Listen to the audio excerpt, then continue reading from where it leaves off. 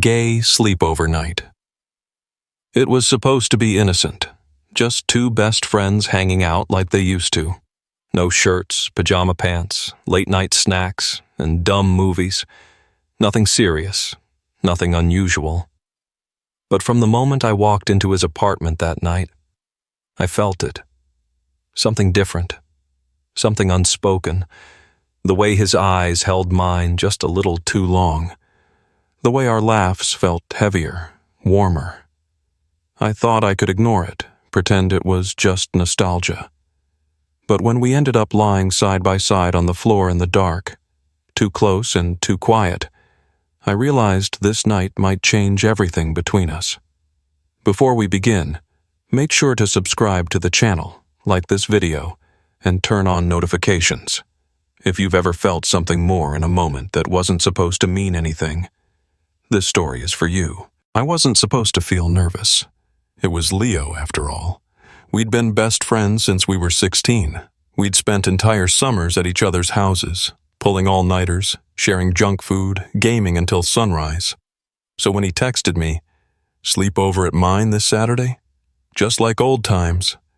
I didn't think twice. I just sent back a thumbs up and added, "I'll bring the wine. You handle the snacks." But the moment I started packing, old flannel pajama pants, toothbrush, my favorite hoodie, I felt it. That tight knot in my stomach, the one I didn't want to name, because the truth is, something had changed. Not suddenly. It wasn't like one day I woke up and realized I was into him. It was slower than that. The way he touched my shoulder when he laughed, the way his voice softened when we were alone, the way I found myself watching him a little too long when he wasn't looking. I told myself it didn't mean anything, until now. When I got to his place, he was barefoot, wearing plaid pajama pants and no shirt, holding a bowl of popcorn like he hadn't even tried to make this casual, like he was casual. "Dude, finally," he said, pulling me into a quick hug. "I've been starving. Let's eat everything and regret it tomorrow." I laughed, hiding the way my heart jumped when he touched me. "You say that every time." "And I regret it every time," he grinned. We sat on the floor with our backs against the couch, food scattered around us, wine in cheap glasses. The lights were dim, and some random action movie was playing in the background. We barely watched it. We talked about nothing and everything, about work, about our boring love lives, or in my case, the lack of one. "You still single?" he asked at one point. I nodded. "Yeah." "Why, you're a catch." I shrugged, playing it off. Guess I'm just waiting for something to click. He didn't answer right away. He just looked at me. Not a casual glance. A look. Like he was searching for something. Then he said, "You ever feel like you're already standing next to what you're looking for, but you're too scared to say it out loud?" My breath caught in my throat. I looked down at the wine glass in my hand, then back at him. "Yeah," I said quietly. "I felt that." We went silent. The tension between us was no longer subtle. It was thick in the air, buzzing like static. We both felt it. He leaned back on his elbows, stretching out. His arm brushed mine. He didn't move away. "Remember that time we were 16 and you stayed over after the school dance?" he asked. I blinked. "Yeah. We watched movies in my basement until like 4 a.m., and you fell asleep on my shoulder." I smiled at the memory. "I was so tired. You had to carry me to the couch." "You weren't that heavy," he said softly. I looked at him. He was already looking at me. And that's when it happened. He didn't kiss me, but he didn't have to. He just looked at me in a way that made my whole body light up. And then he whispered, "You can sleep in my bed tonight, if you want." That simple sentence hit harder than anything I'd expected. My mouth went dry. I tried to think of something clever to say, but nothing came, so I just nodded and followed him down the hallway, my heart pounding in my chest. But even then, I didn't know what was waiting on the other side of that door. His bedroom smelled like cedar wood and fabric softener. It was quiet when we walked in, quiet in a way that made every sound feel amplified. The creak of the door, the shuffle of my feet on the wooden floor, the soft thump as he closed it behind us. Leo didn't turn on the main light, just the lamp on the nightstand casting a golden haze across the room. It felt warm, too warm. He tossed an extra pillow on the bed, then sat on the edge, rubbing the back of his neck. "You can take the right side. That's where I never sleep." I stood there like an idiot for a second before I moved. I pulled off my hoodie, revealing the thin tank top I'd worn underneath, and climbed under the covers. The sheets were soft and cool against my legs, too clean, too unfamiliar, too his. He joined me, staying on top of the blanket at first, arms folded behind his head, staring at the ceiling. "Still feels weird doing this as adults," he said. "But kind of nice, too." "Yeah," I said, trying not to sound shaky. "I missed this." He turned his head toward me. "I did too." His voice was softer than it had been all night, like we'd both been peeling away layers of distance and had finally reached whatever this really was. We lay there in silence, close, but not touching. I was hyper-aware of every inch between us. I turned onto my side to face him. He noticed. "What?" he asked, lips twitching like he wanted to smile. I hesitated. "Just thinking." "About what?" "You." He didn't flinch. He didn't even blink. "Me?" I nodded. "About this. About if you ever think about us, not just as friends." His throat bobbed in a slow swallow. "I do," he said quietly. That was the moment everything tilted. "You do?" I whispered. He turned toward me too, mirroring my posture. We were now just inches apart. His voice was low, barely audible over the hum of the ceiling fan. "I've thought about it more than I probably should. But I didn't think you did. You're always so careful." "I had to be," I said, my voice tight. "I didn't want to ruin this." He smiled. It was small, sad. "What if it's already ruined?" I looked at him, heart pounding. "Is it?" He didn't answer right away.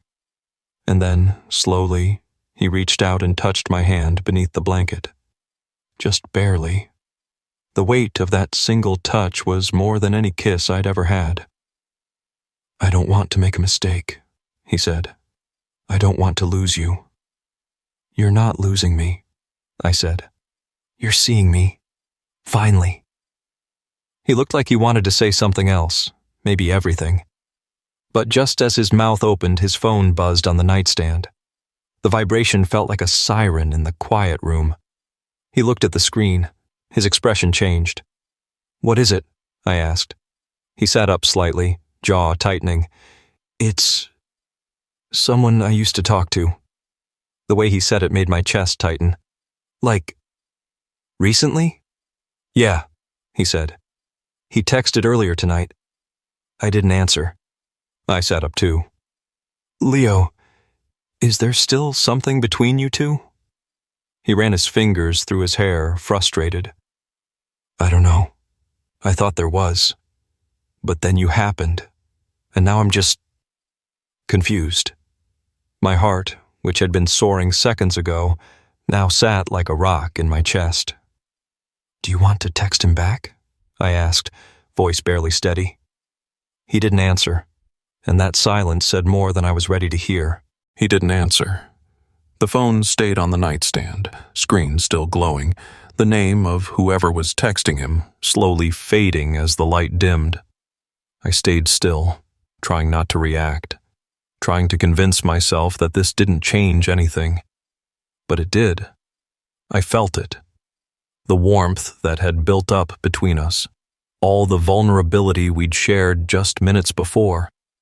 It slipped through the cracks the moment that screen lit up, and in its place came the quiet ache of uncertainty. He laid back down beside me, arms crossed behind his head again like nothing had happened. "I should have told you earlier," he said finally. "I didn't mean to drop that on you like that." I nodded. "It's fine." "It's not," he replied. "But I don't want to lie. Not to you." The room felt colder, not because of the air, but because of the distance he was rebuilding between us. I turned my back to him and stared at the wall.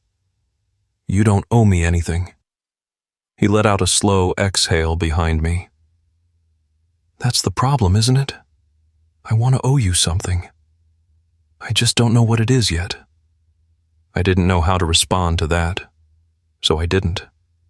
Minutes passed, maybe more. And then I felt the bed shift slightly. The covers moved. A warm hand rested gently on my lower back. I froze. His fingers lingered there, just resting, not moving, not asking for anything, just existing. I didn't breathe.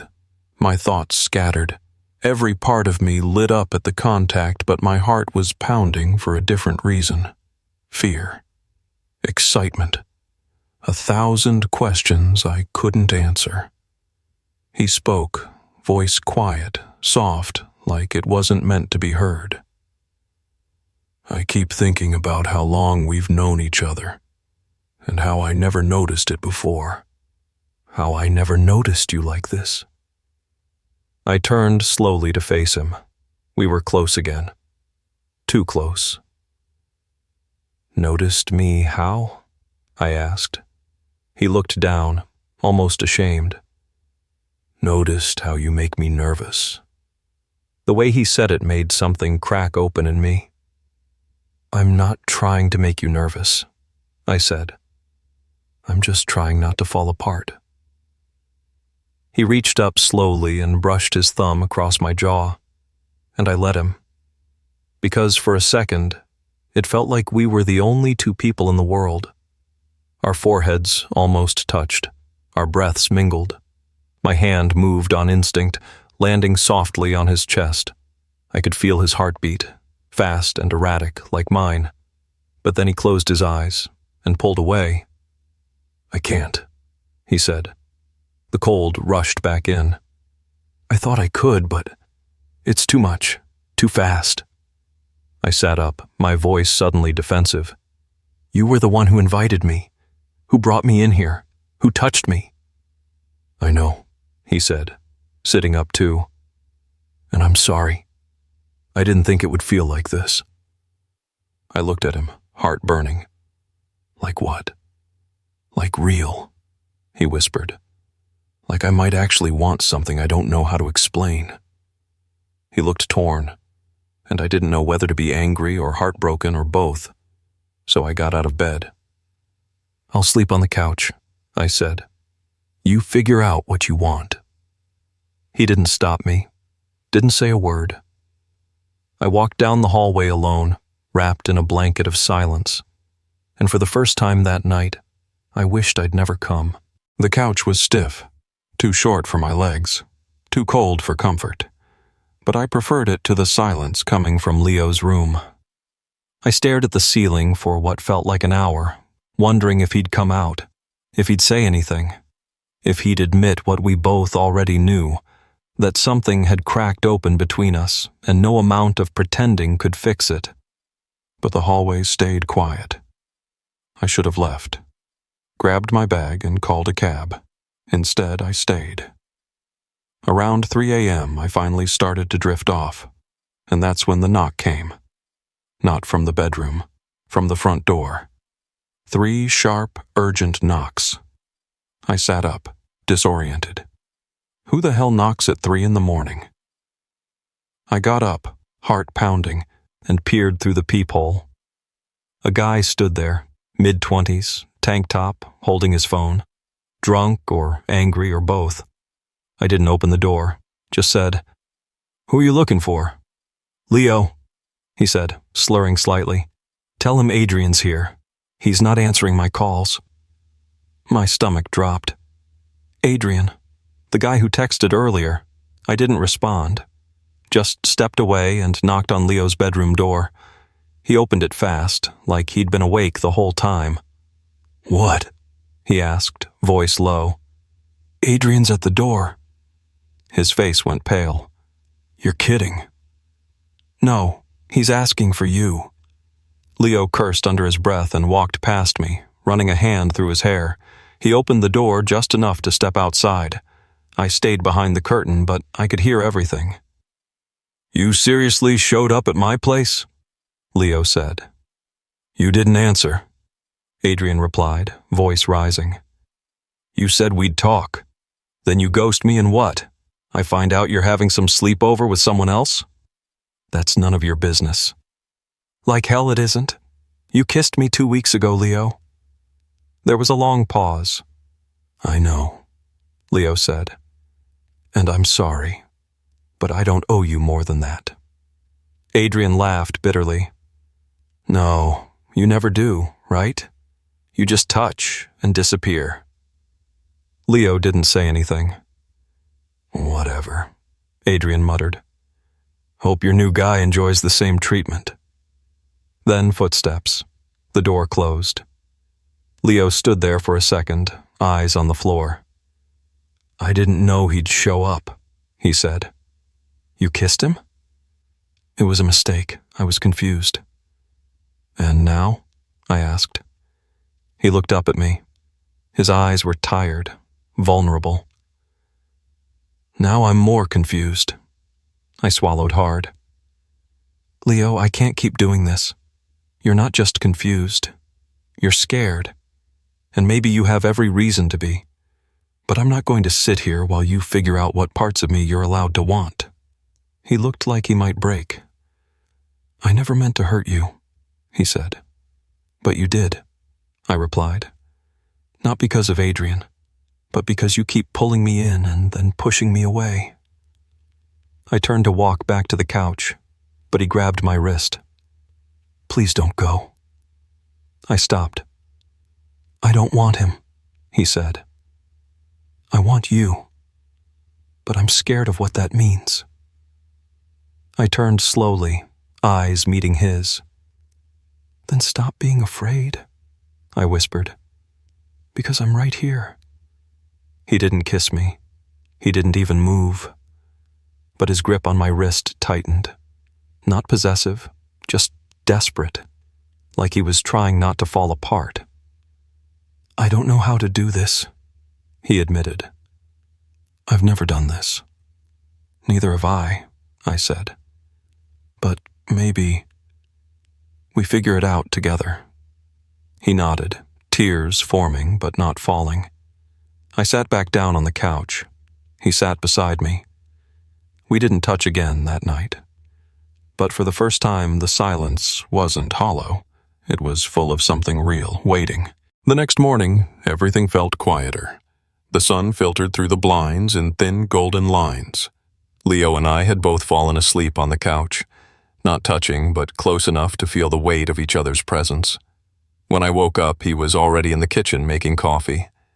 I sat up slowly, unsure of what version of him I was going to get today, the one who pulled me close or the one who pushed me away. Hey, he said, offering me a mug. Slept okay? Barely, I said honestly. He nodded, eyes low. Me too. We didn't talk about Adrienne. We didn't talk about the night before. It was like we were both afraid to jinx the fragile peace that had settled between us. But something had shifted. We weren't avoiding each other anymore. We were just waiting. Like the next step had to come from somewhere we hadn't found yet. Around noon, his friend group texted. Someone's birthday. A last-minute brunch at a cafe downtown. He looked at me, hesitant. You can come if you want, he said. No pressure. I almost said no. I didn't want to be around strangers. I didn't want to pretend nothing was happening between us. but part of me needed to see how he acted with me, out there. So I said yes. The place was packed. Laughter, clinking glasses, sunlight pouring through huge windows. Everyone greeted Leo like they adored him. And when he introduced me, it was simple. This is my best friend. No labels, no extra meaning. I tried not to let it bother me. I tried to focus on the food, the conversation, the sound of his voice, but I could feel the distance again, and I hated how quickly I noticed it. At one point, while he was talking to someone else, one of his friends leaned toward me and asked, "So, you and Leo? Is that a thing?" I blinked. "What?" The guy shrugged. "You guys look close. Just wondering." I gave a non-committal smile. "We've known each other a long time." I saw Leo glance over at us. His expression didn't change, but I wondered if he'd heard. Later, as we were leaving, I walked a little behind him. Something was closing in on me. A familiar fear that I'd been fooling myself, that this thing between us only existed in silence, in shadows. But then, he stopped. Right in front of the cafe, he turned around, walked back to me, and said, loud enough for his friends to hear, "Wait." I stopped too. "I don't want to pretend today," he said. "Not after everything." I looked at him, confused. "What do you mean?" And then, in front of everyone, he took my hand. My hand. Just like that. He didn't care who was watching. His fingers wrapped around mine, sure and steady. I froze. One of his friends whispered something. Another smirked. A couple of them looked surprised. Leo didn't even flinch. "I know I've been all over the place," he said, voice low now, just for me. "But this is the only thing that's felt real in a long time. So I'm going to stop hiding it." I looked at our hands, at him, at the way he was finally choosing this, choosing me, in the light. "I'm scared," I admitted. "Me too," he said. "But I'm more scared of what happens if I let you walk away." I didn't walk away. I squeezed his hand.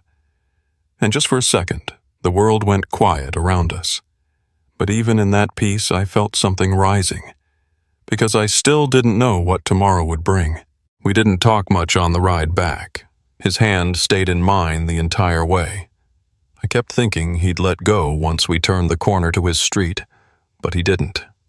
When we walked into the apartment, he closed the door behind us and turned to face me. "I meant that," he said. "I know," I replied. He looked nervous again. "I'm not perfect. I might mess this up. But I want to try, if you'll let me." "I've wanted to hear you say that since forever." He stepped closer. "So say it back." "I want this too," I whispered. Then we kissed. Not intense, not rushed, just real. Like two people finally breathing in sync. We didn't label anything that night. We didn't need to. We just held each other in the quiet and let it be what it was, honest. And for the first time, I didn't feel like I was chasing something. I felt chosen. If you've ever been afraid to say how you feel, if you've ever held back because you didn't know how the other person would react, let this be a reminder. Sometimes the most terrifying moments are the ones that bring you home to yourself. What are you not saying? What are you still waiting for? If this story moved you, subscribe to the channel, leave a like, and share it with someone who needs to be reminded that love, when it's real, is worth the risk.